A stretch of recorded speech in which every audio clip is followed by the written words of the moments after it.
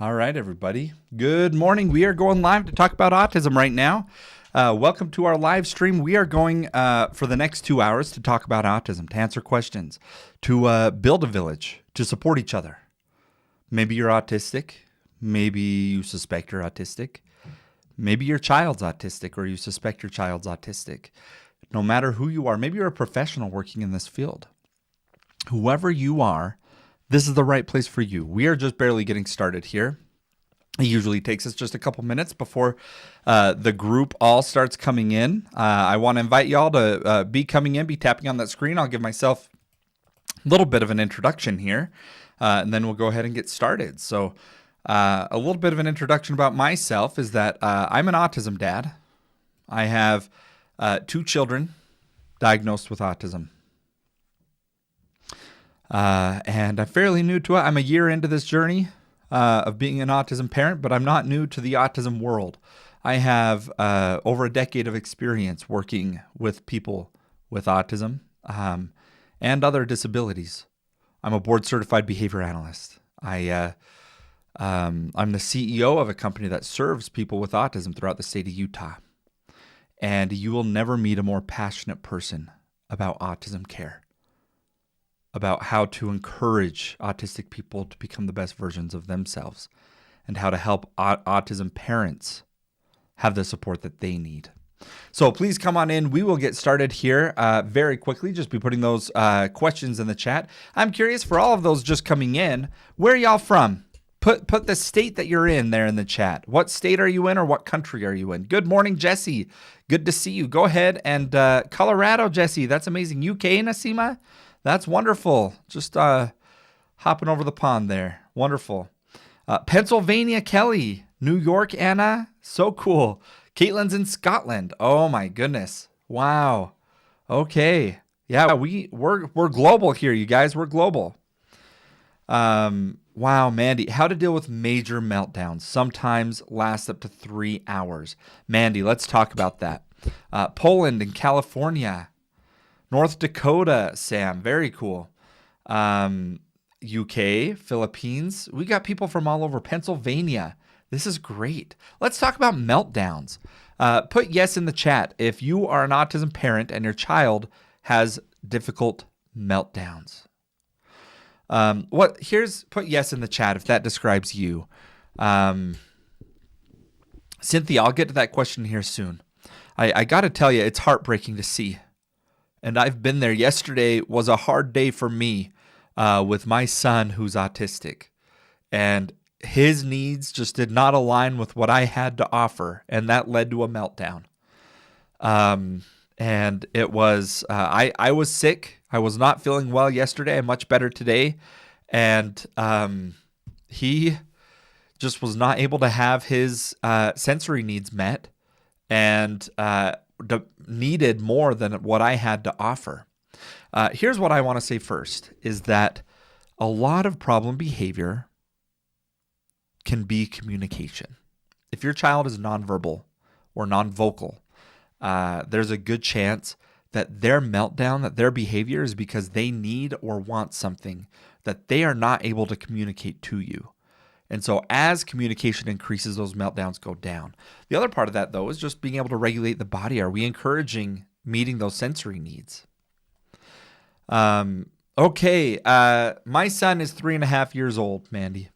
I also saw the question, is virtual ASD a thing? So virtual autism, I hear about a lot, you guys. Virtual autism. Have you guys heard about this? Virtual autism. It's not a real diagnosis, but it refers to the impact that excessive screen time has on children. And I'm not a fan of this phrasing. First of all, because screen time does not cause autism. There are some negative impacts from too much screen time, and that can include a delay in social skills and social development. That is a true documented, researched impact. But that is not what autism is. And so calling it virtual autism dilutes what autism really is. And so, yeah, I encourage you guys not to use the term virtual autism. Yeah. When I ask him what he wants, he says, I don't know what, and will continue to hit, kick, oh my gosh, and cause harm for hours. Mandy, oh my goodness. What experts do you have, Mandy? What experts do you have available to you? Who do you have on your team of experts?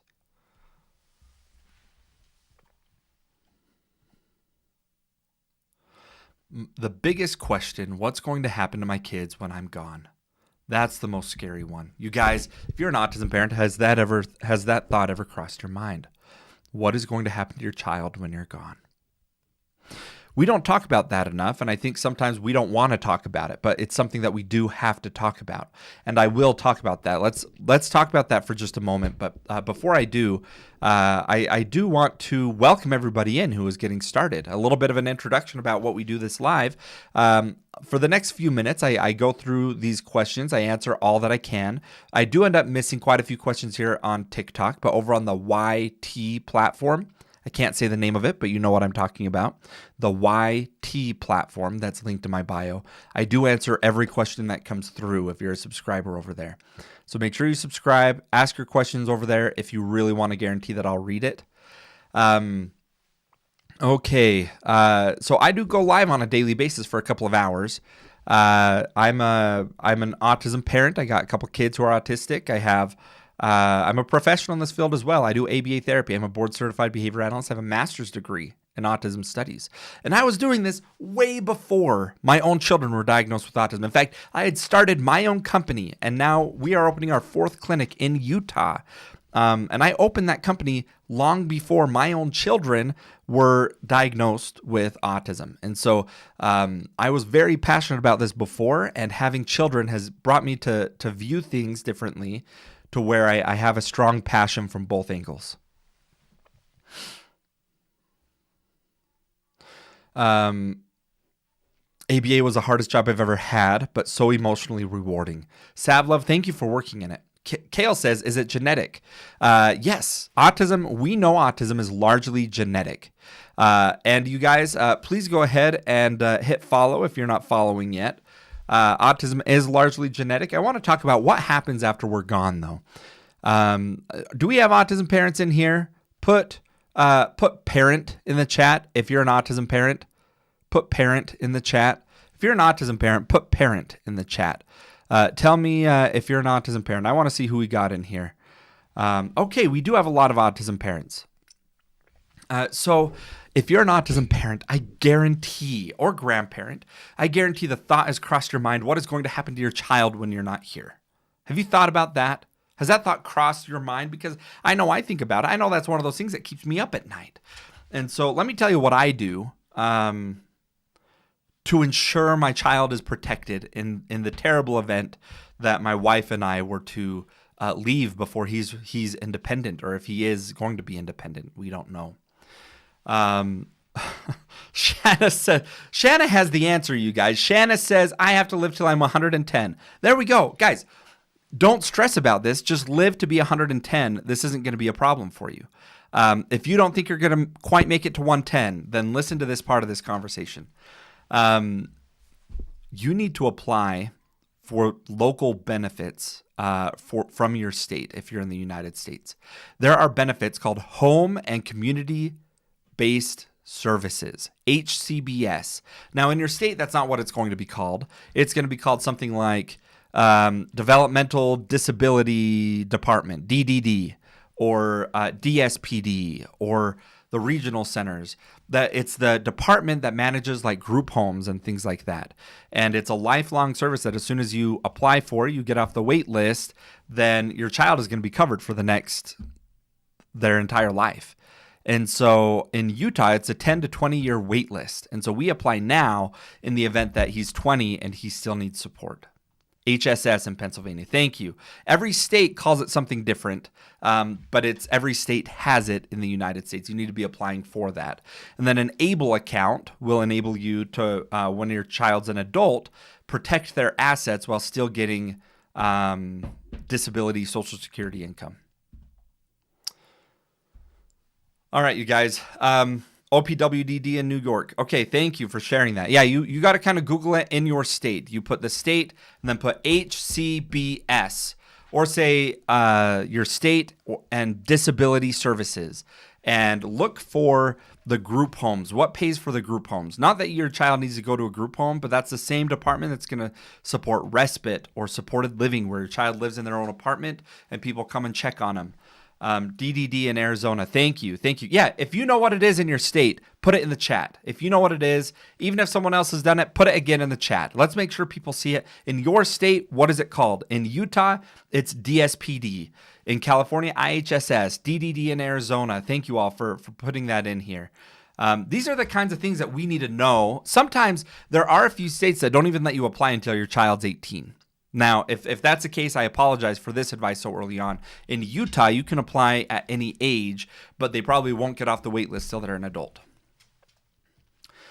All right, you guys, what other questions do we have? So this stuff is not based on your income, Southern Bama Mama. The Social Security is based on income. Disability care, it can somewhat play a role to where if you are like homeless or at risk of homelessness, then that can move you forward on the wait list. Adults transitioning, so difficult. Michelle, thank you. Yes, it's something we don't think about enough, and sometimes, you know what? I think we do. A lot of us think, oh, I don't need to know about this because my child's going to be caught up by then. My child's not going to have support needs by then. That's what we think. But the truth is, a large portion of children with autism are going to need that level of support. Not all.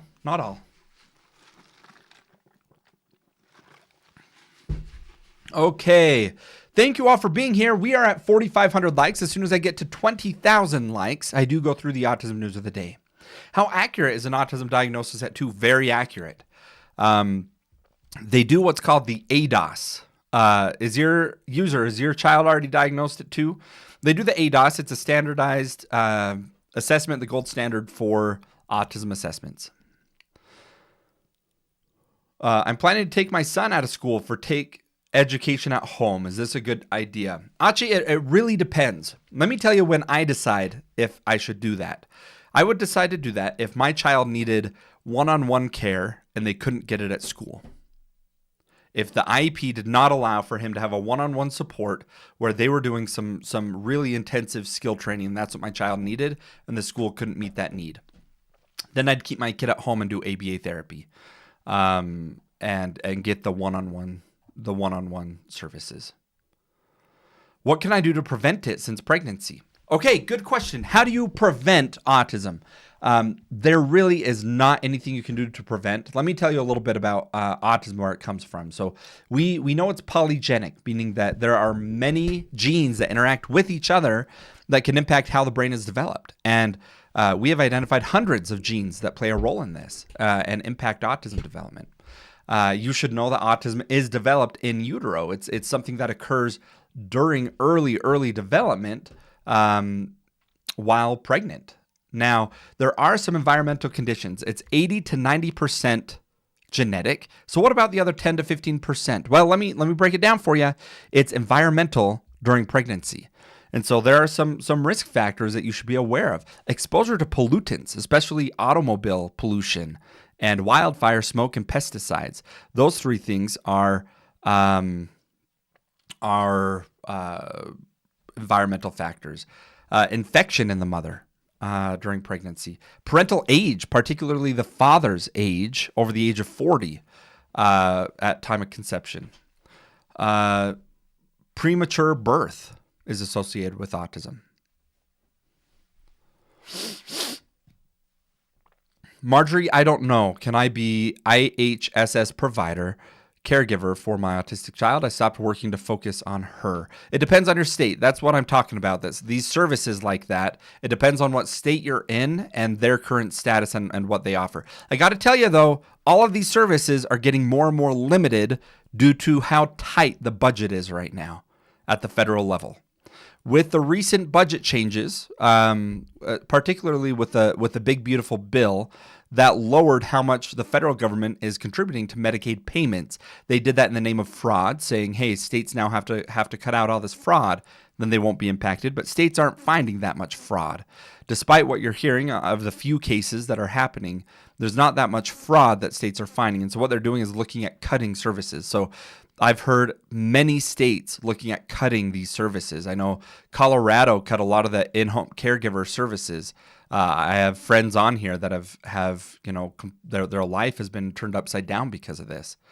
And every state is kind of doing it differently. Utah tried to make a 10% cut to all disability services that we had to fight really hard against. Okay, what about heavy metals in food that have been linked to autism? So heavy metals have not been linked in the way that they have been found to cause autism, but there has been a couple studies that have shown kids with autism have slightly higher heavy metals on average. Now, this is not suspected to be a causal relationship of the metals causing autism, but actually the other way around, that foods that tend to have more aluminum or heavy metals may be more likely to be consumed by people who are pickier eaters. So there's a lot of discussion about that. That rumor spreads because heavy metals can be toxic when you have heavy metal poisoning, but the amounts that are in the bodies, especially the kids with autism, it's not at toxic levels. How about Tylenol during pregnancy? Does it cause autism? So there was one study, there was a study done from Harvard that showed that there was a correlation between Tylenol during pregnancy and autism. Now, that was one of those things too, that upon further study and analysis, they were able to rule out confounding variables that made it so it appeared as though there was a correlation there when there wasn't really. And so future studies studies after that Harvard study have shown that no, there's not a real correlation there. That was a confounding variable or confounding variables impacting it. For example, we know infection in pregnant mothers tend to be correlated with autism. And what do you take when you have infections? Well, quite often you take Tylenol. And so it might not be the Tylenol causing it, but the infection or the reason for why they took Tylenol. But they found other confounding variables and issues with that Harvard study that Tylenol is considered safe and able to be used during pregnancy in accordance to your doctor's recommendations. I am not autistic. I have 2 kids diagnosed with autism. I'm an autism parent. I'm a professional. I'm a board certified behavior analyst. I have a master's degree in autism studies, and I run a company that serves and supports people who are autistic. Do you think there will ever be a medical test to diagnose autism, like a blood test or brain scan? No, because I don't believe autism is one thing. I don't think that it's one condition that is always going to show up in the same way with a brain or a genetic test. If there was one common trend that could be measured, it already would have been established. And so autism is a complex description of a variety of concerns that happen that occur across a spectrum. And so, it's always going to be based on behavior, but our understanding of it is gonna deepen. We're gonna continue to understand it better for sure.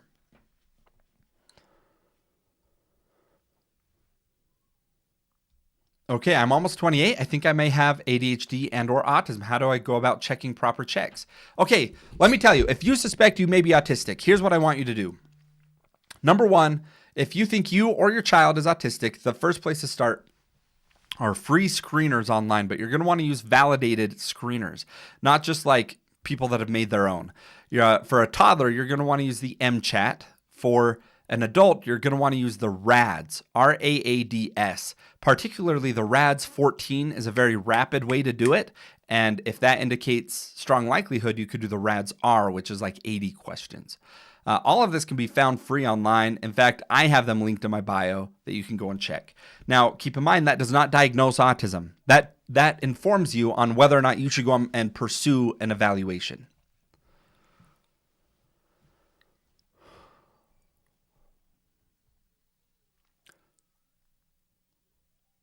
Is there going to be cut since Florida as far as services? Does anyone know?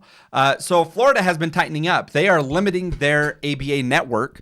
I know I've talked to a few colleagues over there who have been cut from being a provider under Medicaid. And so as that happens, it may be more and more wait lists. I haven't heard of other cuts though. My autistic grandson has no empathy and is mean to others. Is this common? Yes. Okay. So a prerequisite for empathy is perspective taking. You have to see things from another person's point of view, and that is a complex skill. And so this is not like this person is evil or a bad person. Is that this person needs to learn a skill of perspective taking and seeing things from another person's point of view. We actually address some of this in a curriculum called PEAK in ABA. And I love PEAK. It's really cool because it teaches like, hey, if I were you and you were me, this is how I would feel about this. If I stub my toe and you were me, how would you feel? And it's practicing those scenarios of seeing things from other people's perspectives. There's a lot of built into that. But that's not everybody with autism. Don't generalize. Everyone with autism is different, but that is a common thing that needs to be worked on with kids who are autistic.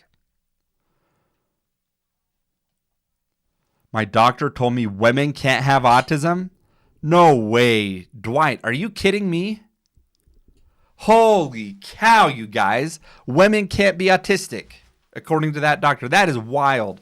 Okay, let's talk about that, though. Women are 3 times less likely to be diagnosed with autism. Boys, the rates are about 1 in 20 boys are autistic and about 1 in 70 girls are autistic. Why is there such a difference? What do you guys think? Why are boys diagnosed so much more often than girls? That's just wild, though, for a doctor to say it doesn't happen in girls.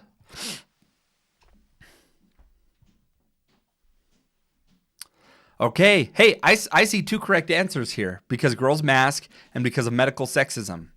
Okay. I mean, those are very very good points. Let me go ahead and break down why girls are diagnosed less often. Okay. We know, the X is affected and women have too. You know what? There actually was a study just published about that and the protective factors of the extra X chromosome in girls. And that is a theory, but there's a stronger theory that's well documented in the research. And that is, first of all, the original diagnostic criteria was built around how autism was typically viewed with men, or boys, not with girls.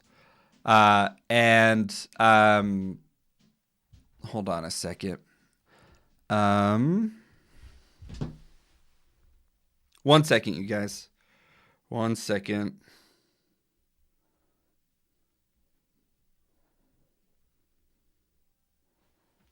Okay. So why else? Well, we also know that girls tend to mask earlier than boys. That's another reason why they're 3 times less likely to be diagnosed than boys.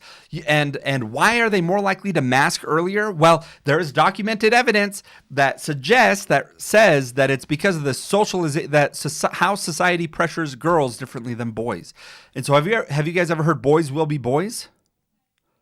I mean, people say that all the time. They let a boy, jump around and, not mask, but express themselves.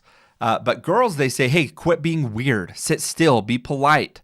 And those pressures are typically greater for girls than they are on boys. And so there is a theory that girls not just mask earlier, but they're pressured by society to mask earlier. Be ladylike, exactly. Boys' behavior is normalized. Girls are to remain controlled. Yeah, there is this real pressure. It's not up for debate. That's a real factor playing into this. But then there's also, this is a big difference, you guys. 3 times less likely to be diagnosed. And so there was a study published just this week. Oh, thank you so much for the hanging lights. There was a study published just this week examining the X chromosome and how girls have 2 X chromosomes, and that extra X may be protective over autistic traits or genes related to autism. So, all right, you guys. What if autism is just a word and we're all normal? Because what is normal? There's no such thing as normal. But that's also dismissive, saying autism doesn't exist. It absolutely does exist. And so let's not dismiss the real challenges and a disability that requires specific accommodations. We're not all a little bit autistic. We're not all normal, because normal isn't a thing, but that doesn't mean we're all a little autistic.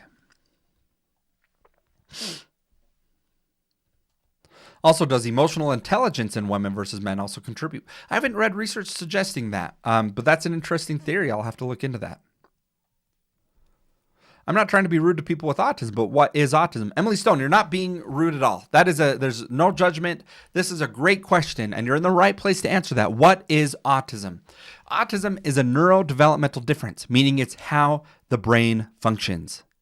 A difference in how the brain functions, okay? It's not a disease that needs to be cured or something to be reversed. It's a difference in how someone thinks. And people who are autistic, there's two things I like to point out. One, there's social differences. A lot of people, especially if they're low support needs, if they operate, pretty well in society without supports, quite often, if they're autistic, they kind of feel like they're performing all the time. That they're not acting as if they're their true self, but instead they're trying to just try to figure out what are the societal norms. Everyone else seems to be performing in a play and they have their lines all figured out, but you don't have yours figured out. And you don't know what the right things are to say in every situation. And you might create this persona by masking of who you think you should be. Now, the other part of that is the sensory component. People who are autistic tend to have very high sensory needs. So this can include things like the world just feeling overwhelmingly loud, paying attention to all the noises, feelings, and visual aspects of life at all times. And that can be overwhelming. And so the sensory and repetitive behavior part, and then the socialization part.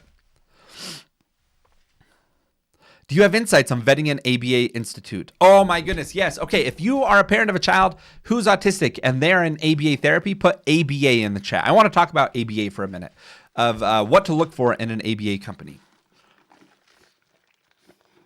Stem cell therapy is not established yet. It's not FDA approved in the United States. It's expensive, and the results have been mixed.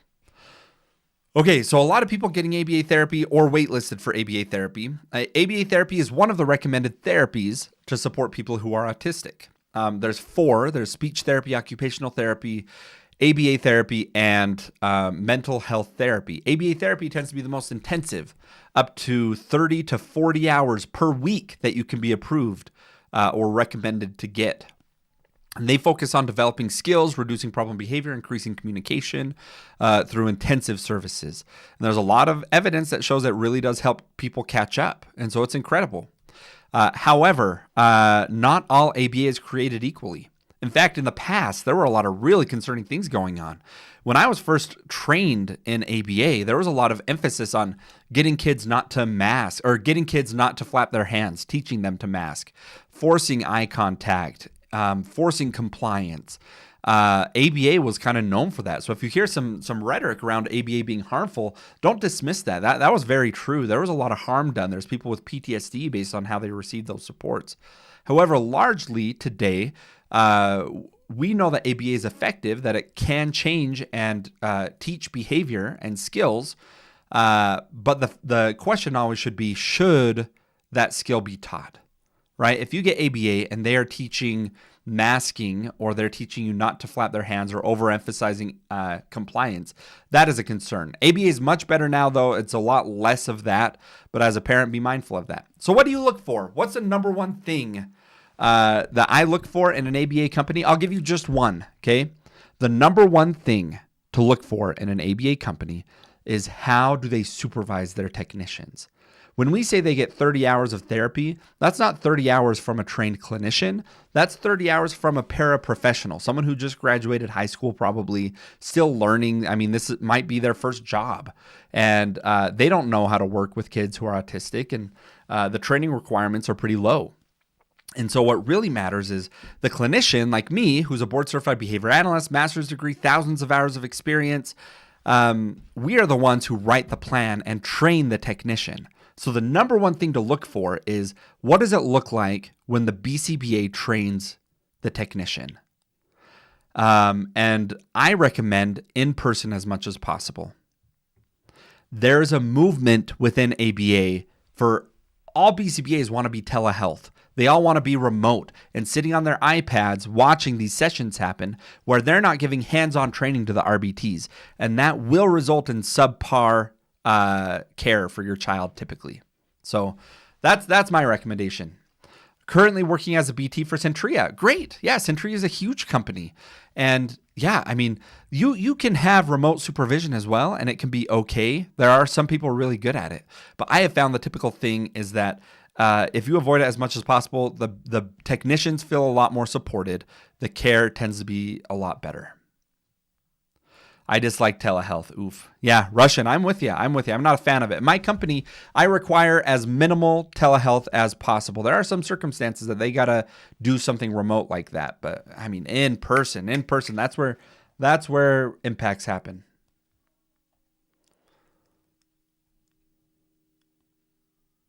Do you have to have insurance to pay for ABA? Yeah. Yep. It's paid for by insurance or Medicaid. How do you feel about allowing RBTs to do hands-on restraining? Okay, so there are moments where absolutely, like imagine if your child is in a clinic and another kid is trying to harm your child. Would you expect them to prevent that from happening? Now, the way that they do that is the least intrusive methods possible, documenting everything that they do. They need to be trained in crisis intervention, and they need to report that to their licensing board as soon as it happens. And so in Utah, if we ever have to like physically prevent a child or a person, because we serve adults too who have high support needs and really high behaviors. And so that happens a lot, that we have to physically intervene to prevent people from being harmed. And my technicians are absolutely incredible. I mean, the best humans on the planet. And they will go and they'll keep everyone safe in that clinic. But that does mean that sometimes they have to physically prevent someone from going after another person or from going into a busy road or things like that. But then, of course, whenever that happens, we notify licensing and we notify the parents. We debrief the whole situation from multiple viewpoints. What is the name of your clinic? Nova Supports in Utah. If you're in Utah and you need ABA therapy, we're also expanding to other therapies. We're going to be the most supportive. My plan is to be doing ABA occupational therapy, speech therapy, mental health therapy by the end of this year. Okay, how would you start the conversation about technology dependence as a social crutch? Who are you talking to, I guess is my question. Start the conversation with who. I do think that there is dependence on technology. I think sometimes it's a safety factor that it's regulating for a child sometimes to have their iPad with them. But also sometimes that's their voice. That's their communication. All right, you guys, I'm curious who all is here. Do I have anyone that they're seeing me for the first time that I'm just barely showing up on their For You page? Put FYP in the chat. If I'm just barely showing up on your For You page, put FYP in the chat. Okay, I just showed up on your For You page. Amazing. I love that, you guys. I love all the people that are here for the first time. FYP. Okay, so if you're new here, just know that I go live on the daily basis. And so if you like talking about autism or hearing about autism or sharing your thoughts, hit follow right there. This is a safe space. Follow so you don't miss when I go live. Every day at around noon Eastern time is when I go. All right, you guys. About me, why you should follow me. Well, I'm a board certified behavior analyst. I'm also an autism parent. It's the autism parent perspective that really puts the fight in me. And you might not agree. I'm pretty firm on my stances with autism, and they change only as the evidence changes. I don't change my opinion based on anecdotes or other people's stories, but simply based on what is best practice within the autism world. And so it's kind of boring. You're not going to hear strange theories from me. You're not going to hear recommendations that your doctor doesn't know about. But what you are going to feel is that as an autism parent, you are doing enough. You are enough. You're probably doing too much. And what you really need to be doing is more time on yourself. And that's the kind of phrasing that you're going to hear on this channel. Will you be expanding your company in different states? Absolutely. Yeah. We just go slow to ensure quality though. So if you have a state that you think we should go to, let me know. Put it in the chat. What state do you think my company should expand to? I'd love to get your guys' thoughts. Where's their needs? Do you know of any connection between autism and Agent Orange exposure in parents, grandparents? I don't. And that doesn't mean there isn't one. I just am not informed on that. I'll look into that. Oh, San Antonio. Hey, joke's on you. One of my key employees is in San Antonio, and she is the absolute best behavior analyst that I have ever met. Like hands down in San Antonio, she is the absolute best behavior analyst at working with toddlers that I've ever met. And she is a key employee in my company who ensures quality company-wide. And so San Antonio is a very real possibility in the near future.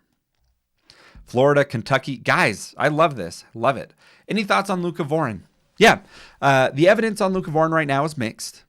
Despite the pressures, political pressures of pushing leucovorin right now, the evidence does not overwhelmingly support that yet. The data has been pretty mixed, okay? Pretty mixed. And it's something, I'm excited about it. There does seem to be potential, but there's a lot of unknowns. There are some documented risks with taking leucovorin. There's also this factor of it just not yet being best practice. So a lot of people are like, well, it couldn't hurt. I should try if it's going to give my child a voice. And I understand that, but you got to understand that it's not just like, it's either going to work or not. There can also be bad side effects. Focusing on that could detract you from focusing on other things. And so, yeah, with my children, we don't do leucovorin yet, but I know within the next year, like right now, it's one of those things that's like not enough evidence. But within the next year, we're going to have enough evidence to go one way or the other to say this is recommended or this is not. And I'm excited about that.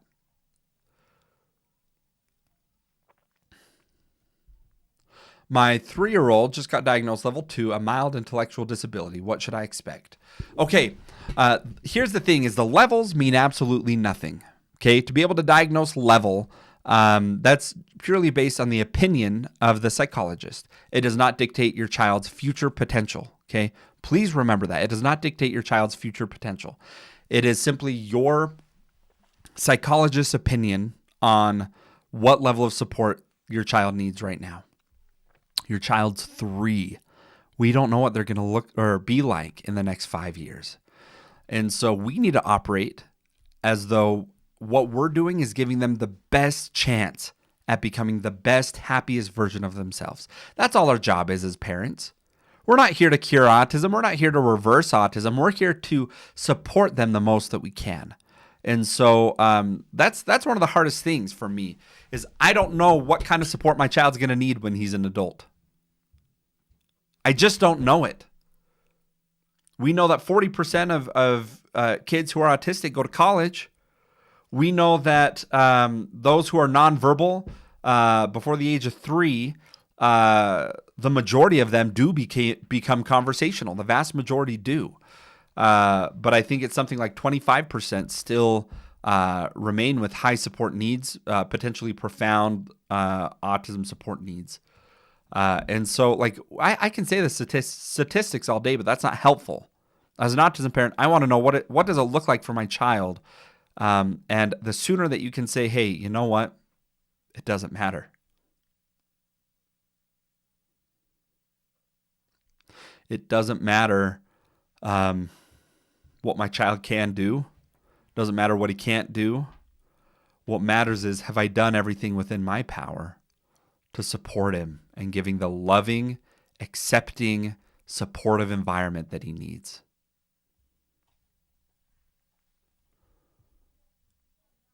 Does my sister's child have autism? Because he's 4 years old and he doesn't pronounce the words correctly. So speech delays are not always autism. There's other diagnoses that include speech delays.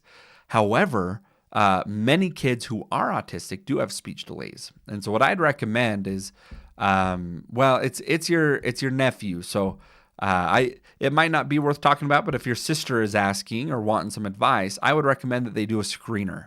They do these screeners at 18 months and 24 months. They don't diagnose autism, but it can give you a picture of if you should go and consider getting evaluated. You didn't do much if you vaccinated. What? What does vaccines have to do with this conversation? I don't understand. Can you explain? I'm not quite understanding what vaccines have to do with what we're talking about. What does vaccines have to do with autism? How can I explain what autism is to my friends? Blink, are you autistic? Blink? That is a good question. That's a good question. How do you explain autism to your friends? Blink. The first thing I'm going to say is don't feel like you have to. Okay, that's your thing. But also, there's becoming less and less stigma around it. There really are two ways that I like to describe autism. The first is like imagine, and this is if you have high sensitivity to sensory input. If the world feels so loud, what I like to do is like imagine, like right now, sit down, tell your friend, sit down. Let me explain what it feels like to be me. Right now, are you paying attention to what your socks feel like? Are you paying attention to the shirt that's on your back? Are you paying attention to the sound of the air conditioning? And they're going to say no. And what you say is like, well, like the way my brain works is it doesn't filter all that out. Most brains tend to filter out the noise so you pay attention to what's most relevant. A lot of people with autism, it feels like the world is so loud that you hear, you feel, and you see everything in your senses at the same time. And that can cause overload. So that's one good way to explain it. If that's how you feel, that's how a lot of people who are autistic feel. That's one thing. Let's see. What are good ways to promote inclusion for kids? Man, I think today we have had some of the best questions ever on here. Like, holy cow. What are good ways to promote inclusion for kids? Well, here's what I like to do. I like to be open about it. I was at a family party and autism came up, and there was a little 4-year-old that was like, "What's autism?" And I took it as an opportunity to very, very basically say, hey, look, so your cousin, his brain works a little bit differently than yours. For him, the world sounds a lot louder than it does for you. And it's hard for him to understand some things. And I just explained it on a very basic level. But kids, they don't care. You explain it young, and then you send them off to go play, and they're fine. They love each other. It's us adults that cause the problems.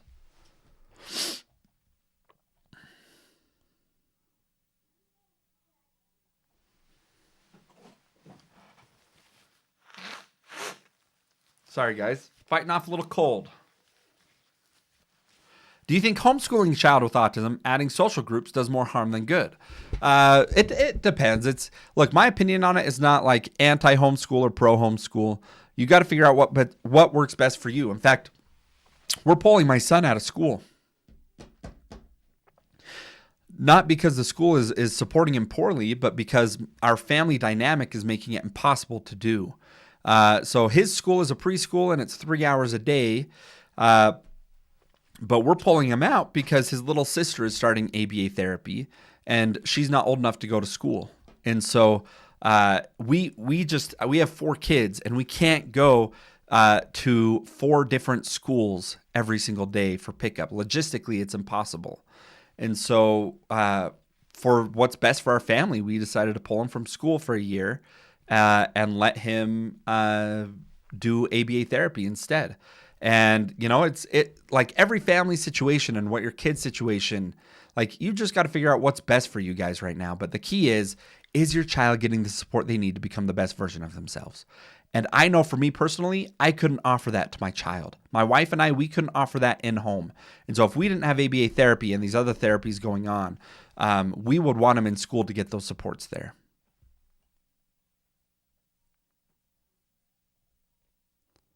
Oh, San. Hey, San, you have a lot of thoughts for me, San.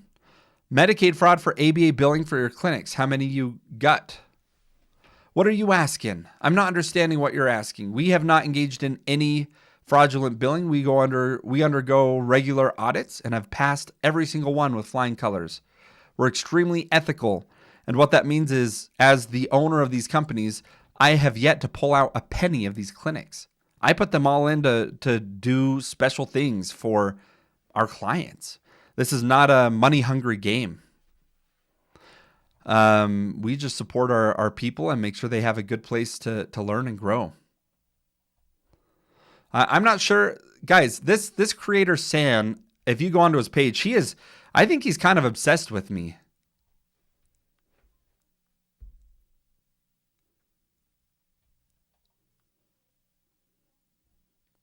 He, on his page, you guys, this Samford Dansons, I've seen him like make a bunch of videos about me. It's kind of weird. I've never had like someone obsessed like that with me. It's kind of weird. But happy to, Sam, I messaged you the other day and you never got back to me. I want to know your concerns. Talk to me about it, but I'm not unethical. Oh, you say research and it's then, oh, I see it a lot. Do you want to come up and talk? I just sent you an invite. I'm happy to hear from you if you can keep it civil. I'm a little bit worried that you can't, but if you can keep it nice, let's talk. How you doing? Where are you from? Can. Hello. Where are you from? South Carolina. You're in South Carolina. What ties you into autism? Are you a parent? Yep, sure am. Yeah, tell me about Profound, it. nonverbal. What's your journey been like? Level 3, huh? What has the journey been like for your family? Oh, it's hell. Been 12 years. Oh my God. We was offered ABA. Yeah. I will not do that because we don't want to talk about stats. Is that we said? Yeah, they're not useful.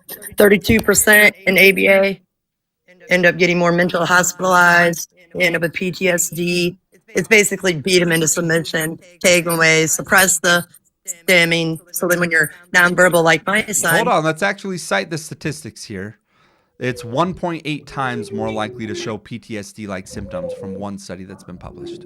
That's a real concern. What study are you talking about? 1.8. That was a study published in 2020, I believe. I can find You it. believe or you know? I mean, you own ABA clinics. You should know that. That is what you do all the time. Yeah, let's find it. I can find it for you. I mean, either way, I'm conceding to you, aren't I? When you swipe out, you're muted, by the way. We can't hear you right now. Oh, I said, yeah, I don't expect you to like know the names of the studies. Like, I don't know. I would think you would know that one. Yeah, I mean, I have sources. I can send it to you, but I'm not going to look it up right now. I don't need you to send it. I can get my own sources. Like, you just, like I said, you get a lot of information the other day. I'm just wondering, why are you obsessed with me? Last week, I asked you about stuff. Like, you seem to take screenshots of me and you make posts about me. I'm just curious what you're... My phone just rang. Sorry. Okay. Last week, somebody asked you about suppressing stimming. You're like, well, no, but you got to do, you don't suppress stimming. You just let them do whatever. And then they said like, well, why don't you? You didn't elaborate that. You didn't say some you got to, but yeah, you definitely don't suppress stimming. You're saying I support masking? Is that what you're saying? No. Oh. I don't understand your claim. You said last week with the stimming, when you went into research, I said, where did you see then it was harder for girls because they have to mask. That wasn't a study, but I know where you got that from. It was a program or a magazine or something. But but you were saying over and over. Girls have been found to mask earlier than boys. That's not a study. That's a claim. Yeah, it's a claim. You were saying it was research. And then I said, I go, what research? And then last week you said, oh, it's not research. I see that all the time. I don't know the names of the studies of every claim I make, but I do know they come from it. No, I didn't say you did. That's not what I'm talking about. Oh, okay. You were saying that you were talking about research. You said it was research. I asked you, where did you read that? What research is that? And you're like, oh, I don't know. I see it all the time. Oh. That is not, why would you claim research if it didn't? Don't give false information. Let me tell you where we get plenty of false information. So the best place that I recommend right now, so AI has been powerful, but you cannot use ChatGPT to find research because ChatGPT is a yes man. And so I don't know if who says I went to ChatGPT? Oh, I'm talking about something else here. I'm changing topics a little bit to explain where I find my research. So I didn't make a claim about you. I'm just telling you that I have found ChatGPT. No, you said you were talking about it. You said it was research, and it wasn't. And then I asked you, and you said, "Oh, I just see it a lot." That's a big difference. Yeah, I don't just. And where do you see it? You say you're a CEO and you're always with your kid. You said you're not in the field. You're in the office and I'm in doing the your thing with clinics your all kids. the time. I'm in the clinics all the time. I don't know what you're You talking also about. said you didn't But have you're- to get ABA clinics. Hold on. So you're You okay. didn't have to get ABA clinics. You retired 10 years ago. No, I didn't retire. I retired 3 years. You said you ago. retired. You didn't have to do it. You wanted to do it to help. Yeah, How does 3 years ABA ago, help? I was retired. That is what you said. Yeah. You didn't have to. You were retired. Everything was good. Yes, that is correct. I retired 3 years And you ago. did ABA to help. Yes. 10 years ago, and you're 33. No, 3 years ago, I retired. I've been working in this field for over 10 years. Okay, must have So understood that. what's the question there? I just want to know why you said that you were retired and you didn't have to do ABA therapy. You do this to help. Why did I say that? Yeah. Because it's true. ABA helps, doesn't do no harm. Is your question about me retiring or about if ABA does harm? About ABA harm. Oh, so that it okay. does Oh, good. I thought you were trying to say I wasn't retired. Okay, I understand what you're saying. Okay, so your main concern with what I talk about is you believe that ABA does harm. Because I'm being helpful, Caroline, because I'm not giving out misinformation. I'm not saying claiming research when it's not. I'm not saying only good things about ABA therapy when it's not. I'm saying everybody look, don't just listen to one person, Yeah. self included. Yeah, yeah. I can bring up a lot of research about harm that ABA has done, and I talk about it all the time. Have you ever talked to autistic adults who, have PTSD from what they went through? It was terrible. I mean, the same guy who made ABA therapy popular, Lovas, he also did gay conversion therapy. That was terrible. Don't you think? Like, gay conversion therapy is disgusting. Yeah, you know what I'm doing right now? I'm fighting in South Carolina for the University of South Carolina, building a $300 million med lab over the graves of 9,003. Yeah, they were doing lobotomies and all that sick stuff. They were doing the syphilis, tussle, anything. Yeah, I'm very well aware. I've been in this industry 31 years. I have a severe autistic son. I've worked with children at a you're group kind home of since changing I was topics, though. ABA, I talk about the harms all the time.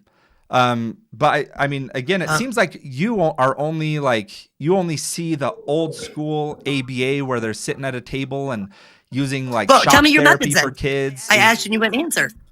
How do you make them? How do you get them to do things without doing hand over hand and force them? How? Why do you need to get them to do things? Like, you want them to do their work? Explain what ABA is then. The goal isn't to get them to do work. You use motivation to teach skills. And how do you motivate them? To teach skills. The same How way, are you motivating them? The same way speech therapists do. The same way that occupational therapists do. You play with them. Kids need to learn to play For 8 hours play a day, hard. 5 You do not days a sit week. at a table.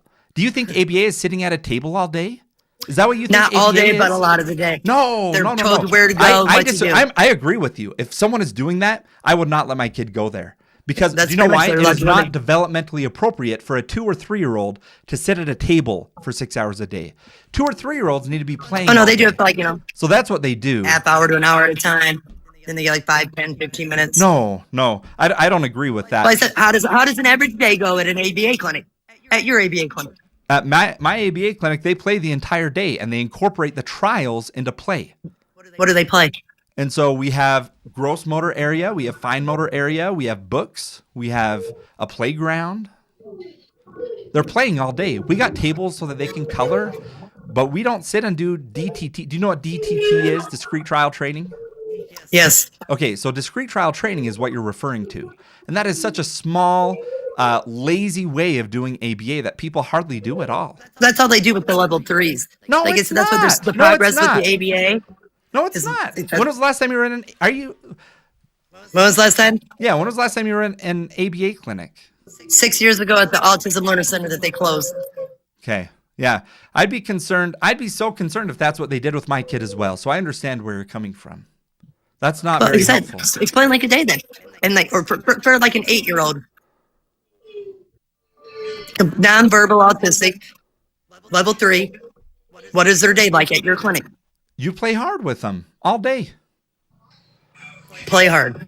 Doing what? But our clients on average get 15 hours a week or less. We're not pushing 30, 40 hours a week. They come in for a few hours and they play. Most sessions are 3 hours long. And so in a 3-hour period, they will spend time doing gross motor activities, and maybe they're working on responding to their name, or maybe they're working on communicative intent using pivotal response. Well, then why do they like automatically start with like 20 or 40 hours? And Walter, my son, Yeah, he's at 40. your son is. And getting am I ABA wrong right about now? they? Am I wrong about the stats of 32% of kids that go there will be mentally hospitalized, the PTSD and all that, and not just playing all day? So I don't know that statistic. Send it No, to get me. on PubMed and don't go on ChatGPT.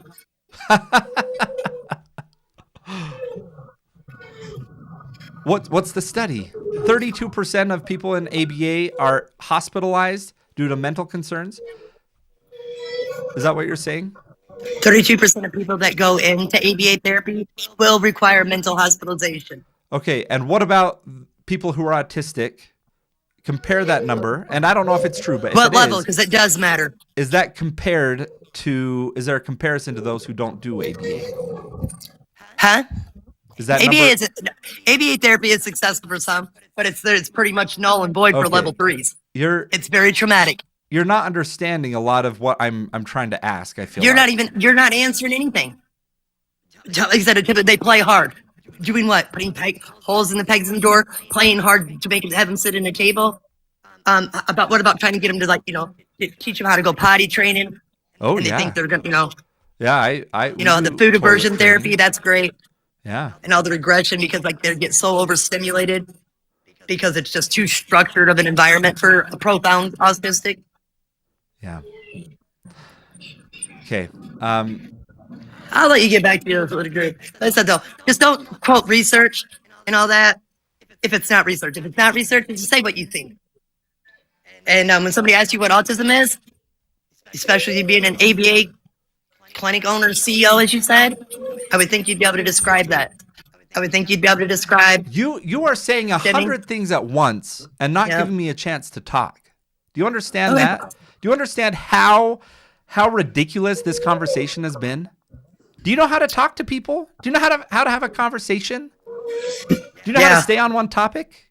Like you have Yep. not. You make one claim. The moment I try to dive into it, you're like, yeah, and that's ridiculous. And what else is ridiculous is this other thing. And I mean, you're impossible to talk to. Okay, well, I guess I'm autistic too. That's okay. It's okay to be autistic. I can help you. We can support each other. Do you want to keep talking? Is there a specific concern that you have with something I've said or done that I can address? Yeah, Because you leave out. I haven't caught any of your. the moment you say something and I start talking, you shift gears. You won't let me address one thing at a time. So tell me, is there something right now that you would like me to talk about? Yes. Okay, what is it?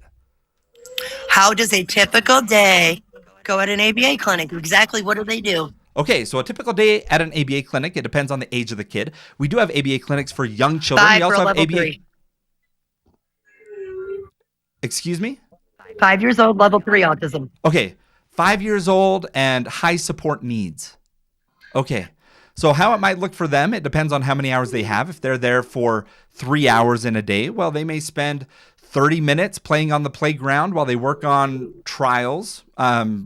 And usually the way that you do that is you use motivation of the thing they're doing to increase communication. If they're level 3 and they don't have communication, 90% of what they're going to be working on is communication focused. And so that can be, they can say slide, they can say down. You have a target of maybe, 30 words that you're trying to work on, and why you're going about maybe 30 minutes on the playground. And then you do 30 minutes. We have sensory bins all over that you can spend time in. We have a trampoline that you can go and jump on. And every single one of these, you incorporate the trials into play. And so it depends on that person, but I would say 30 minutes on a playground, 30 minutes coloring, 30 minutes in sensory bins, and then maybe 30 minutes outside on the outdoor equipment, and then repeat whatever they want to be doing. It's child-led. We want to go where they want to go. Does that answer the question about at my clinic how it's done? No. Have you worked with a level 3? My son does not say. He says one word. Yeah. He's 11. Yeah. Okay. He can't. He will not touch a crayon. He ain't gonna do that. Okay. He has elopement. Haven't heard you talk about elopement. You know that 92% of autistic children, profound, Hold on. drown when they elope. 92% of people drown? Eloping, level 3, yes. You mean 92% of unalivings is drowning in children? Yes. It is No, the I mean they leading cause of fucking die. unaliving. Did you know that one of my clinics, we have an indoor pool where we work on adaptive swim through ABA? Okay, yeah, Okay. Do you think that could benefit a kid who's autistic to go absolutely. and work on water safety and ABA during the day? Yeah, if you are. But you also were saying you're going to work at like 30 or 40 words. When we try to like start with Walter, we start with like 3 or 4. Yeah. Do you think it's all vocal though? If they have a communication device, or I mean, there's level 3 people that have 30 words. That's not. If your kid has 0 words, I would not work on 30 or 40. I mean, I don't. Level 3. There are level 3 who have 30 words. I have no idea. There are. I'm sure a couple. I'm telling you, there But are. no, The levels. a majority of level 3s are number. I think I addressed that. I appreciate you for coming up. And again, I ask you, instead of making posts like kind of making false claims about me. What false claims? You can address. You claimed research. What I said, 100% happened.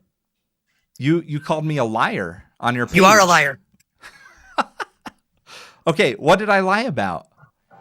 It's research.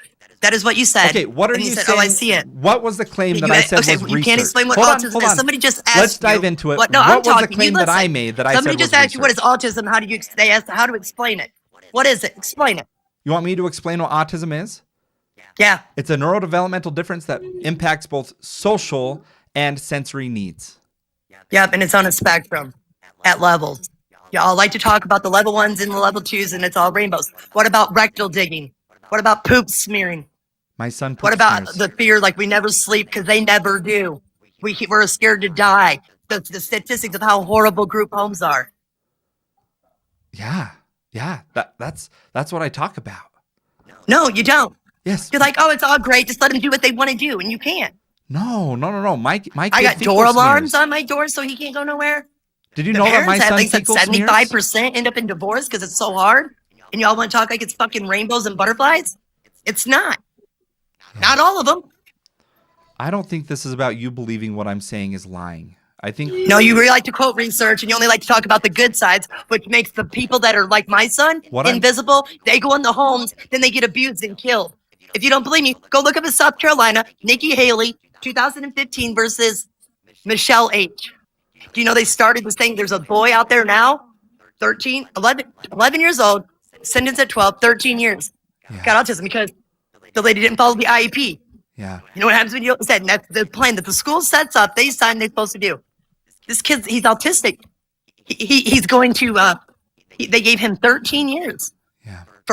Because that teacher that lost her eye. Everyone's talking about the eye. But when you're sitting at that table with the 10 professionals at school, you know what? They're all like, yeah, well, we can handle it. And they don't. Back up because you're getting scattered a little bit. Can I dial this in just a little bit? There are 3 things that you brought up. The first is that I make claims that things are research-based when they're not, and I will get into that. The second is that you feel like I don't adequately address people with higher support needs. And I want you to know that, like, my son has very high support needs. He fecal smears all the time. I don't know if you've seen the videos of me sobbing in my car. That's not staged. I am going through some really hard stuff. And I go on here and I talk about that, and I'm honest about how challenging this is. We just addressed it earlier, I think probably before you got on, of one of the biggest fears that we have is what happens when we're gone. And so I thank you for sharing that you don't feel like I talk about it enough, and I'll be sure to keep that in mind.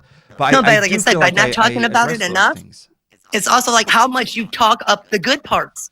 Yeah. And nobody ever talks about the level 3s. You know that.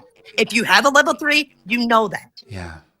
And they all get shut out. Everybody thinks that autism is love on the spectrum. And I know his mom. She lives an hour and a half from me. She's a wonderful woman. Tanner's mom. Yeah. She lives in St. Matthews, South Carolina. She's awesome. I like her. I love her. Yeah. Love Tanner. Who don't? But, then we get that, everybody asks, what's their superpower? You know, when somebody asks me what my kid's superpower is, he can make anybody that walks in this door his bitch. Because I say, this is Walter's world. You don't like it, get out. Yeah. They said that my family doesn't come see me. The isolation is horrible. They don't want you to go to their house because your kid's difficult, makes a mess. Your other kids don't get to do nothing and go nowhere. You know, all the times that, you know, like, oh, we try to go out to eat, right? Yeah. Sit down. Walter freaks out. Got to take him out to the car because everybody in the restaurant. You know how many times I said, you know how many salt charges I've had? Oh, I love Robin. Went to Red Robin. Lady looking at me like I'm not doing nothing. Walter said, like, he's just having a little thing. And I'm trying to handle it. And then, no, like I said, it is not the same for profound autism. And then he said the stories, like all the mental asylums that we was all talking about, like your boy Yeah. that made ABA, and all the stuff they go through, that's who they're. Like I said, right now in 2026, 9,000 bodies buried on the ground of South Carolina's lunatic hospital. That's what it was originally called. They're building a medical research facility on top of their bodies. Yeah. Because they don't matter. And every time you guys talk the level 1 and 2's up, and like don't include the 3s too with every combo, then everybody thinks autism's great. Not all levels and not everybody's autism is great. Some's are. Yeah. Some's aren't. I'm like I not said, quite nobody talks understanding about what that. What the problem is with me though. That you're The problem angry is at that me you were for quoting something. research, and like I said, like you said, because I you've agree been with you retired that for people don't 10 understand years, how whatever. freaking hard this is. I'm right there with you. I mean, I go to a therapist on a weekly basis to talk about these troubles. Are you getting some help and support? How would you like me to do that? 24/7 with my kid. You know what I did Friday? Because my kid, he only eats like 4 or 5 foods. Guess what he was eating? Yeah. Great value dino nuggets. And I'm Yep. telling this lady at urgent care, because the doctor's office was closed for Good Friday. She's like, oh, you got to go to the health department. Health department, they won't do it. Yeah. She's like, well, we can't hold him down. And I said, you're not going to hold him down. I am. 200 pounds I weigh. He weighs 90. Dad, I'm holding on the table. He's picking me off of him because I will take the hit and block every hit because I don't want my son at 12 to hurt a medical professional. And then he can get an assault charge and end up in the jail. And they do put him there. If you don't believe me, again, Michelle H. Look, you're versus speaking Nikki with Haley. a lot of passion here, and I want you to know that. And I think that's just kind of who you are. You're a passionate person, aren't you? And that's a good thing. That is a good thing. And it worries me a little bit because you're using all that passion towards me and hate towards me. Oh no! When this you need to follow passion me. Wait till you see what I've done. Governor McMaster and everybody right now. Also, look up Thaddeus Moose. Look up him. Like I said, it's not just autistic and disabled people. It's also the old and vulnerable. It is. And do you agree this is all coming from like the terrible cuts that came at the federal level to the Medicaid and stuff like that? No. It's all a joke and it's all a scam. What? Just went to the expo. Wait, you don't think the big beautiful bill has impacted this and caused I'm glad I just got deficits it. in the Fair, adequate public education? Joke. I want my son home, but because I live in rural South Carolina, there's not a whole lot of. I'd have to drive to Charleston, hour and a half. I can't keep him home and homeschool him because they'll take him away for educational You are going neglect. through hard things, and I'm not going to be mean to you. I know you don't like me. I'm not mean I know to you either. hate me, but I love you, and I think you're amazing, and you're doing great for your child. And I only have love and support for all that you're going through, and I'm sorry that ABA was harmful for you and your family. So No, it wasn't harmful. I didn't allow it. Okay. Well, thank you so much for coming up here, and I hope you have a good rest of your day. All right. Have a good one. All right, you guys. Thank you all for being here. If you are new, let me kind of introduce a little bit about what we're doing. I go live on a daily basis. She's been that last guest. She's been angry with me for a long time and posting some stuff about me. I wanted to have a conversation with her, so thank you all for that patience. When people are really upset, I just want to hear them out. You know what I mean? And I think my takeaway from that conversation is she's not mad at me. She's mad that she doesn't have enough care and support for her child. And that's what she's going through, you guys. I like to look at things as people are reasonable, okay? That we got to quit being so divisive, you guys. This isn't good people, bad people. This is all of us who are autism parents. We're on the same team here. We're on the same side.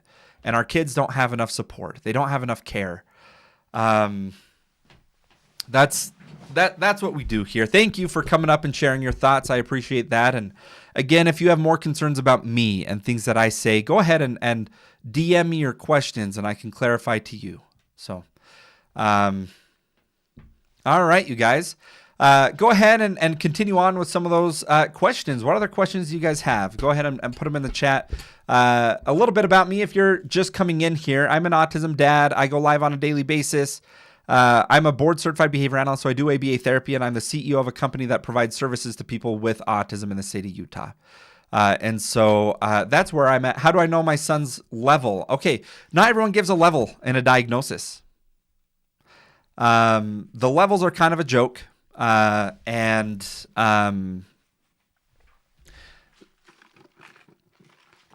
because one psychologist will say one level and the others will give another level.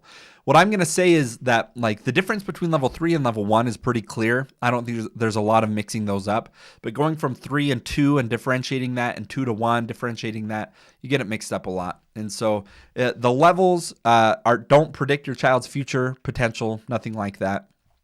Don't stress that out too much. Let's see here. Guys, we have a lot of guests in the guest box. Let me go ahead and be bringing more friends up, more people up that we can have a conversation with. Hey, Lexi, how are you doing?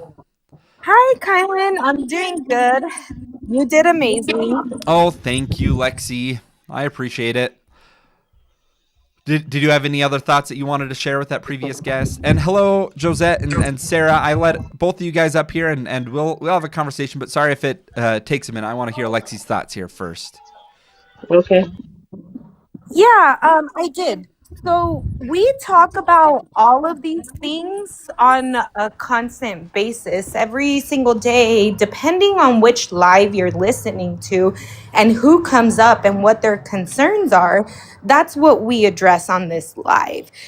So I understand that she may feel a little frustrated or upset because of the fact that we don't touch on level 3 24/7 or talk about level 3 24/7. But it is something that we talk about when guests come up and have those particular questions. So we talk about all levels and we talk about the spectrum as a whole so that nobody does feel like they're being excluded. I think that maybe what she needs to do, if she's open to it, is maybe listen in a little bit more and listen to the conversations that we're having with good intent, with an open mind, and know that we're all here as a community to each other. She does seem like she is very overstimulated, very frustrated. She has a lot going on. Mental health might be of good help to her. I mean, that's saying even something. if it is, when I brought up therapy, yeah, that even she if- doesn't feel like she could take an hour out of her day to do therapy. That says a lot about where you're at in life. That's hard. But therapy can also be, what do you call it? Not going to an office, but you can do it Telehealth, remote. virtually. Yeah. So, Josette, Sarah, where are you guys from? Thank you for coming up, you guys. Hi, I'm from Florida, and I'm from Florida, but I'm an RBT in Dallas. Oh my gosh, so cool. I just had a question because I know you're a BCBA, and my BCBA that I work with, we've been like debriefing and like trying to discuss. What do you think is like the best way to? Because I know we're like fighting this thing with iPads and headphones now. How do you like? Because when like technology is like it's their like highly preferred, like it's honestly their best reinforcer, and a lot of those times it's like parents are like kind of, I don't want to say like it's kind of hard to find other preferred activities. Do you have any like I have thoughts for sure. recommendations? So iPads during therapy, we are very, very cautious in my company to use iPads if they're not AECs. During therapies, particularly because them playing on the iPad is typically not considered therapeutic time and not billable time. And so you have to be really careful with that if you're giving them a break on their iPad, it's likely you have to clock out of the session and it's not a billable time. Yeah, But more than anything, it can interrupt a session. And so what we exactly. recommend is most of the time, just not having it an option at ABA is typically best. However, if it does make sense, like it's just so regulating and there's no other options, if they don't have it, they're going to be, causing physical harm. Then we really have to turn it into therapeutic the entire time. And that can be utilizing learning strategies on the iPad, doing, training on the iPad, or other strategies like that. I just recommend, it's easier if it's present, it's going to be a fight. But if it's just never there, it's a lot easier to handle. This is like my first time having to deal with like an iPad because I was first like clinical based and now I'm in home based, and now it's like more of a thing now. I feel like when I'm at home. Yeah. And yeah, I 100% agree with you. But we started like therapy with their iPad, so it's now it's kind of like a now it's Yeah. kind of like a bigger Yeah, bigger you kind thing. of started with that, and now it's like kind of interfering with some of the therapy, and it might need to be one of those things where it just something that we've done before is make it so that it like on the back end it just locks, and you're not physically taking it, but it just like doesn't let them do anything on it or limits what they Yeah. can do, and so maybe you just make it so it can do one thing on there, and it's Mhm. not his favorite thing, and make it a little bit less preferred, but. Thank you so much for coming up. I'm going to go ahead and move on. Thank you Sarah for working in this field, and I hope you have a great day and you're able to work that out with the board certified behavior analyst. Josette, hello. How are you? Where are you from? Winter Haven, Florida. Oh, Florida. Amazing. Great. What's on your mind today? I was I wanted to talk about the young lady that was just on, and I understand her frustration, especially when you're dealing with the school and Yeah. trying to avoid your kids being brought up on charges. Because just last week, because my kid's school, they keep suspending him, putting him in ISS. He's been suspended for more than 25 times for the year.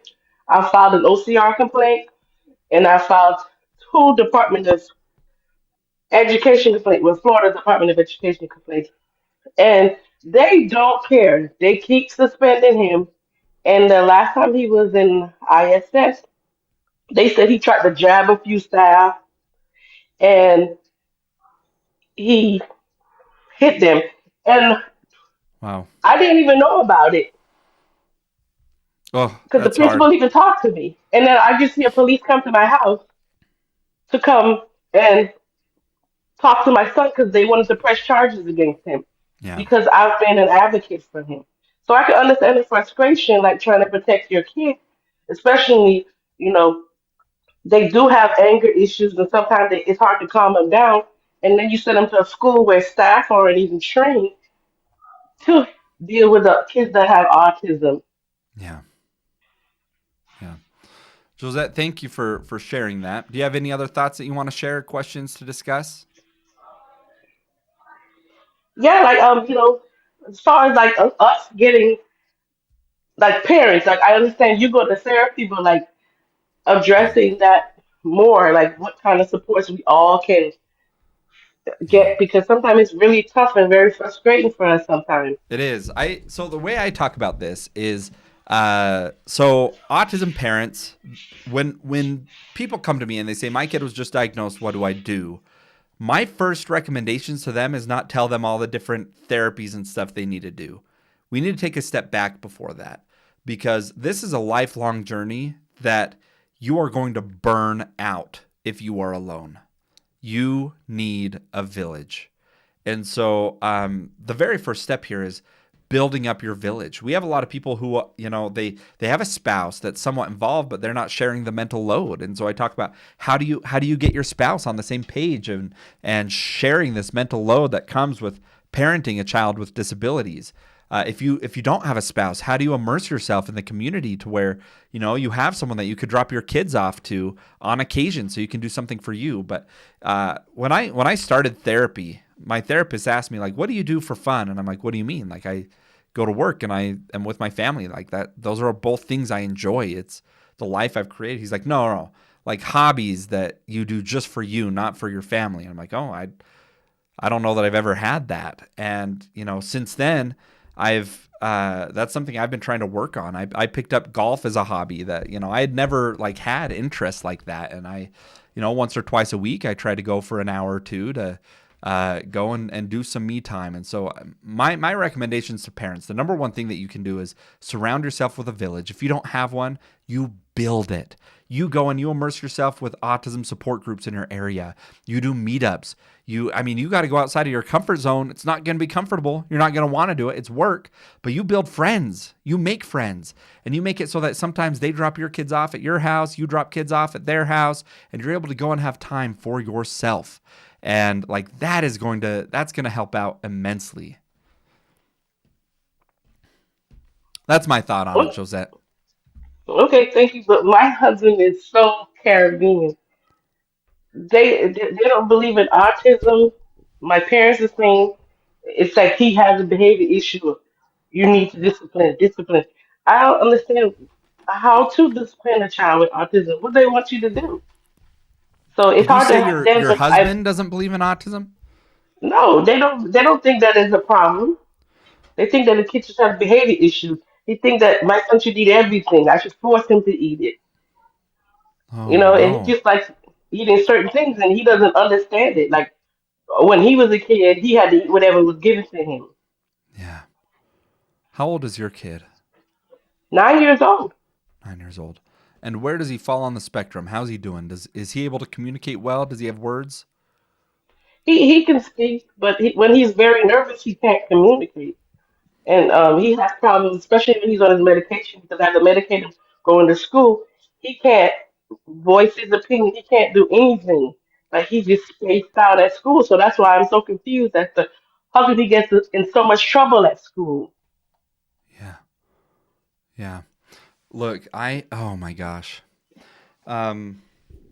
You So deserve like I better support. understand. That's what I'm saying. Look, I understand her frustration. I understand why she's so angry yeah. because you send your kid to school and it's always something. You take your kids somewhere, and it's true.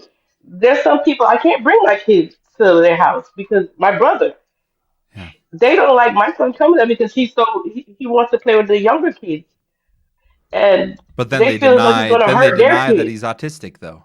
Yeah, he's Look, autistic, let but me I appreciate your thoughts to this other lady mm, that came up, but I definitely wanna talk to you for a second about mm, the situation if you're open to it about your family and accepting autism because um what I see all the time is people deny the autism diagnosis because they feel like if they give them that label, it is harming them.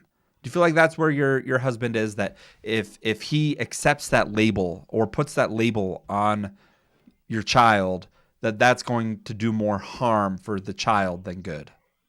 no, the Caribbean they don't put those labels on the kids. Yes. They just think the kids being I'm spoiling him. I'm not disciplining him. I should make him eat more food. So You what know, they're doing, you're the one spending all day with your child, and they're saying hmm it's not autism, it's you as the it's, mom. it's me. I'm the one that's spoiling him. I need to Look, fix this. you need to know right now in front of the 200 people on here, you need to know right now that is not the case. And I hope you know that you are a quality parent. Autism is not developed through, you can't diagnose autism just because of how someone was raised or how someone was disciplined or their screen time or spoiling them. That is not how autism is able to be developed.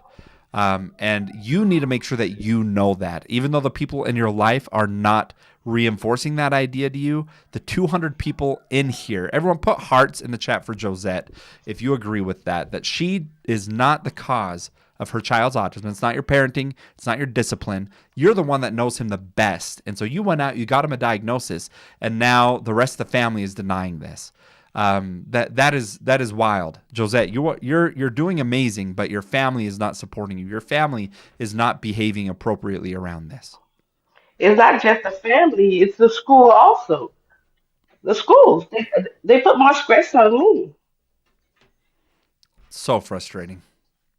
Yeah, So I don't frustrating. understand. Like, why do they have all, and then you even have teachers on the internet talking about why are they putting these artistic kids in class with regular kids, and they're causing these kids not to be able to learn. It's like it's all over. Yeah. Yeah. It's all over. We just, I don't know. Well, look, you're Lexi, do you have more thoughts for her? I know you were experiencing an echo, right, Lexi? Can you hear us okay? Yeah, I can hear you. Okay. Yeah, I was experiencing a little bit of an echo, but I did catch the whole gist of that.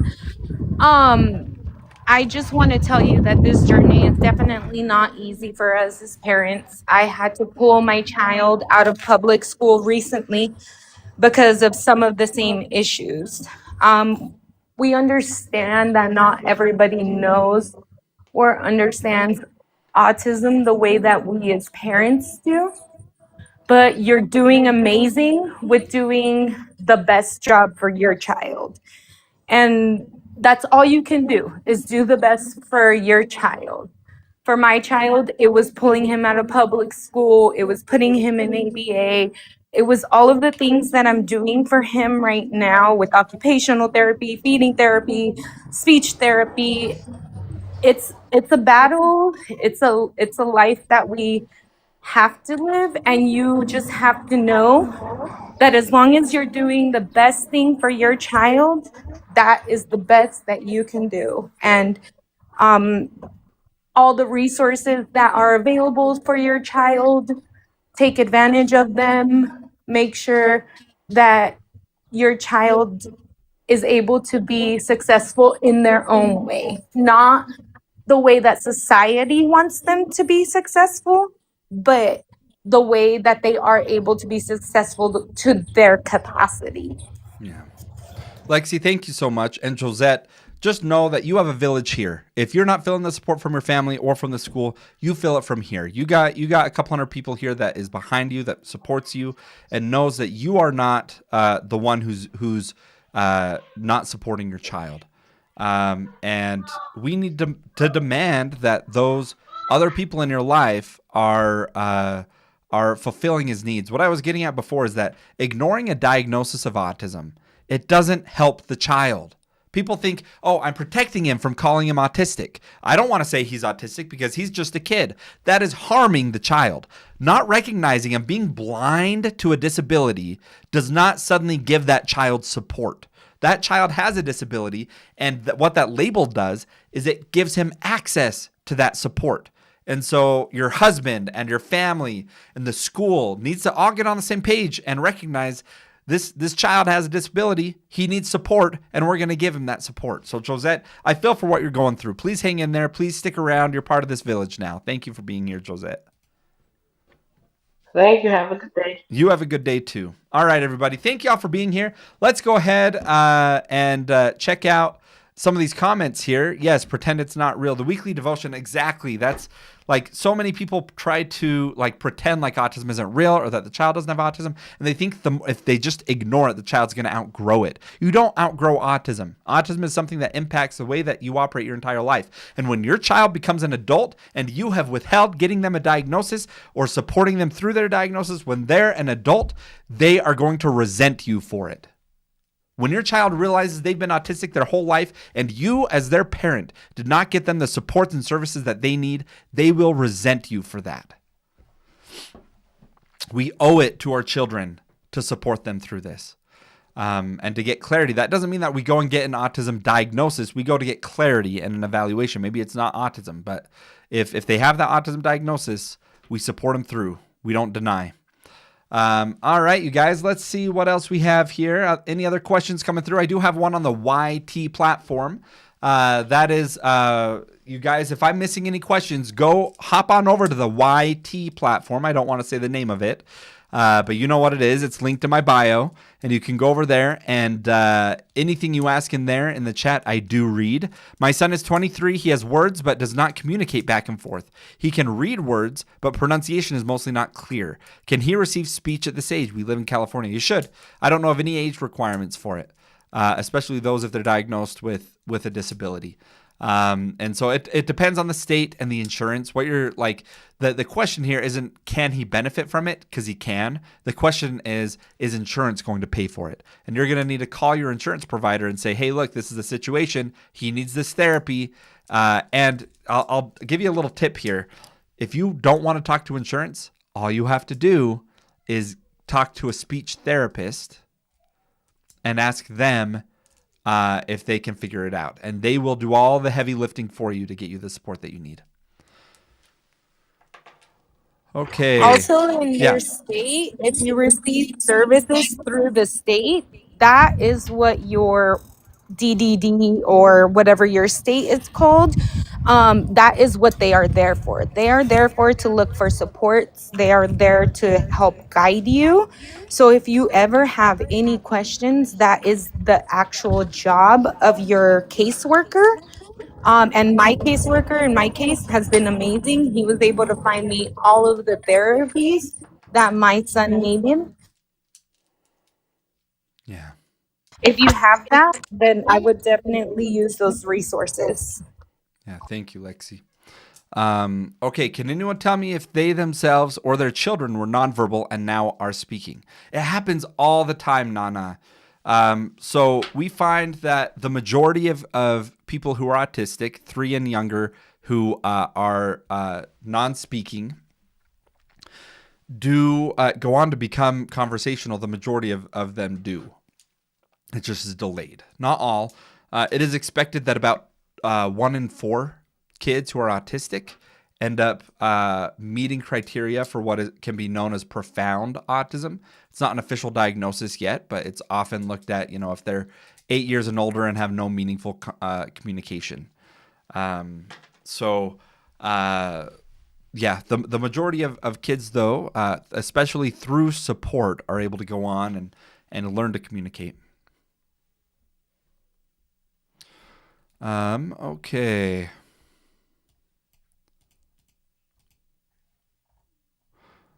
We got a lot of people in the guest box. Oh, Destiny's in here. I didn't even see that Destiny was in here. I'm sorry, Destiny.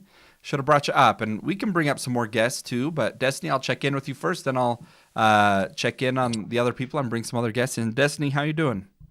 Good. I just got out of a work meeting, so I'm hopping on late. You're good. Did you have more thoughts? Did you hear when I was talking to the lady who was really mad at me? Oh no, what happened? Oh, it's okay. She's the one that she's posted some mean things about me before, calling me a liar, and she was in the chat, and I had a conversation with her. So I was curious your thoughts, but that's okay. I missed it. That's Tell okay. me. I'll create thoughts, Kylan. It's all good. I'm gonna bring out some other guests, and let's see here. I'll just kind of go in order. I don't know if this is actually the order that they came in, but Tony Ann Marie, you're gonna load in here if it lets you load in. Hello, Tony Ann. How are you? Great. Where are you from? I had a comment for the first mom who came on here. Yeah, of course. Because I really think she should get in contact with an IEP advocate. And there are some, if you look online, there are some that you can contact that will get in your case pro bono. And then there is a parent-to-parent network, autistically wise, for parents who are going through school issues. So that way she can get in touch with someone and touch more base, because it's hard to get the school to hear you out. Yeah. Thank you. Thank you so much. Is there an echo for everybody, or is it just me? What's that, Destiny? Is there a really bad echo, or is that my phone? There's a bad echo for you for sure. Okay, hold on. I'll bring you back up if you get off. If you want to drop, then I'll bring you up.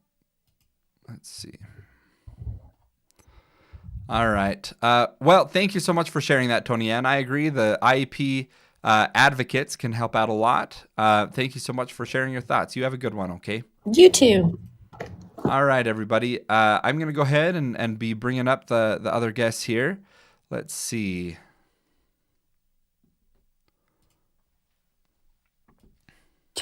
Hello, Marjorie. How are you? Hey there. Sorry, this is Marjorie's husband. Oh, hello, I, Marjorie's husband. Where are you from? we're from the Bay Area, California. Love it. What can I do for you today? So my daughter has an IEP through her public school, and they recommended a behavioral assessment for her.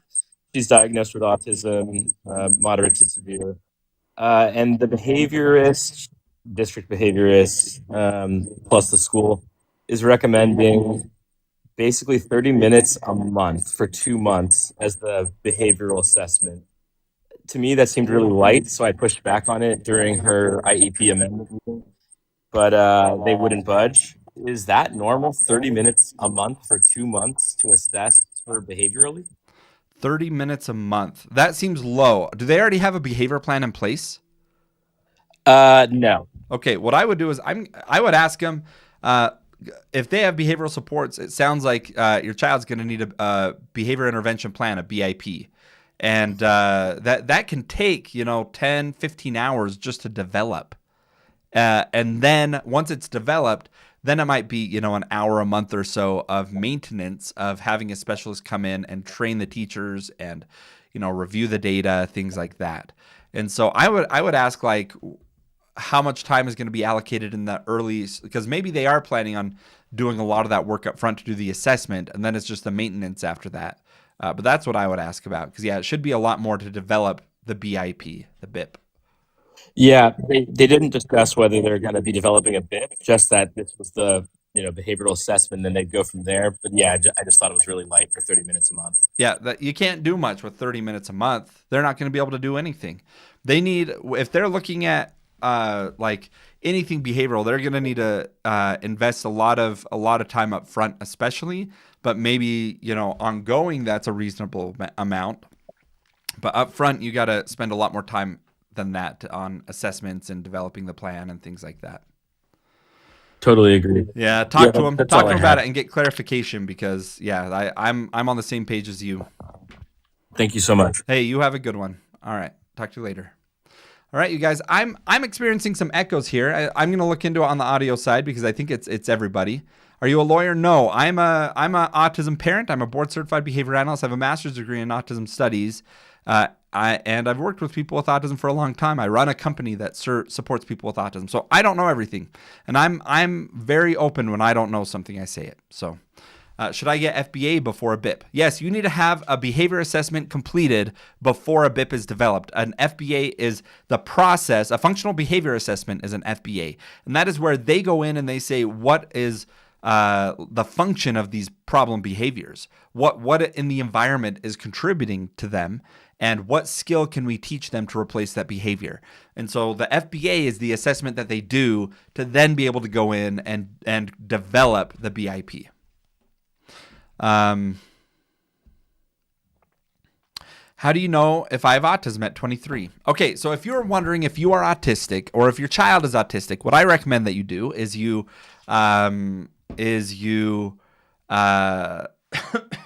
you start with a screener. Okay, there's autism screeners in my bio, one for an adult, one for young kids, the MChat for kids, the RADS 14 for adults. That's a good place to start. Then after you're done with that, you're able to schedule an evaluation or reach out to a psychologist to complete an evaluation if those screeners indicate that. Please keep in mind, just because you took a screener online or a little quiz doesn't make you autistic. Okay, that's something I know a lot of us might not want to hear that, but you're not autistic if you took a quiz and it told you you are. An autism diagnosis is a real evaluation that takes a couple hours to do, that a trained psychologist in autism needs to give you that diagnosis. It's not a self-diagnosis. MChat was how I knew my 18-month-old had autism. Yeah, so you can do the MChat. It can indicate a strong likelihood of autism, and then you can go and get an evaluation. Now, keep in mind that some of these assessments, they say, hey, look, I know it looked like autism on the screener, but it's better explained by X, Y, and Z. That does happen. And so we're seeking clarity. You're saying, I'm experiencing these issues. This is what I am noticing. I want an evaluation. You're not trying to go and get a diagnosis. You're trying to go and get answers. You're trying to go and get clarity. What are your thoughts on stem cell therapy? I think it is way too expensive for a treatment that is not found to be effective. There are not near enough studies or research on stem cell therapy to justify going out and spending $15,000, $20,000 in a foreign country to get a diagnosis. So in the United States, it's not FDA approved. It's expensive to go and get, and the benefit of it is not clear in the research yet. And so not something I recommend. If the research does indicate that it benefits and supports people with autism, then insurance is going to start paying for it. So the fact that it doesn't, any autism treatment that insurance isn't, there's no insurance method for paying for it, that's a red flag that it's not effective. Because if it was effective, there'd be a lot of movement around getting it covered. For example, ABA therapy and occupational therapy didn't used to be covered by insurance, but they went through the process of getting all the research done, demonstrating through research that it is effective. And then, 10 years ago or 13 years ago, it was able to, state by state, there were laws put in place to ensure that ABA was covered by insurances. So, all right, you guys. Okay, if you are new here, you guys, just go ahead and hit follow. I do go live on the daily at around noon Eastern time. I go live for a couple hours. It is time for me to hop off. I got to go hop into another meeting, you guys. But it was wonderful being on here. I do go live on a daily basis, and I really appreciate the chat, everybody. Lexi, you have a good day. Thank you, everybody. Thank you. See you tomorrow. We'll see ya.